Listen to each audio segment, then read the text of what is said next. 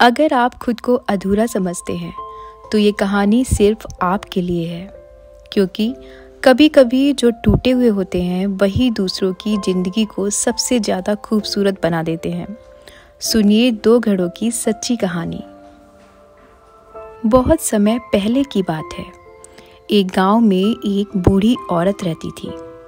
उसका एक छोटा सा खेत था और हर दिन वह नदी से पानी भरकर खेत में डालती थी।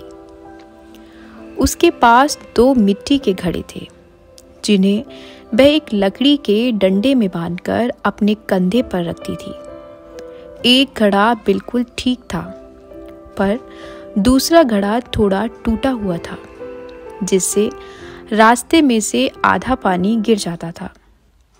हर दिन जब वह नदी से लौटती, एक घड़ा पूरी तरह भरा होता और दूसरा आधा खाली। कुछ हफ्तों बाद टूटा हुआ घड़ा बहुत उदास हो गया। उसने बूढ़ी औरत से कहा, मुझे माफ़ कीजिए, मैं शर्मिंदा हूँ कि मैं आपके काम का नहीं हूँ। मुझसे आधा पानी गिर जाता है।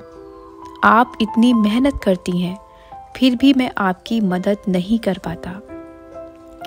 बूढ़ी औरत मुस्कुराई और प्यार से बोली, तुमने कभी रास्ते के उस किनारे को देखा है जहां से तुम लटकते हो? घड़ा चुप रहा।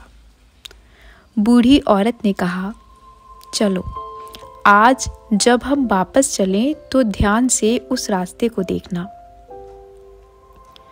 जब वे वापस लौटे, घड़े ने देखा कि उस किनारे पर रंग बिरंगे फूल खिले हुए थे और दूसरे किनारे पर कुछ नहीं। बूढ़ी औरत फिर बोली, मैं जानती थी कि तुमसे थोड़ा पानी गिरता है, इसलिए मैंने तुम्हारी ओर के रास्ते में बीज बो दिए थे। हर दिन तुमसे जो पानी गिरता है वही इन फूलों को जीवन देता है।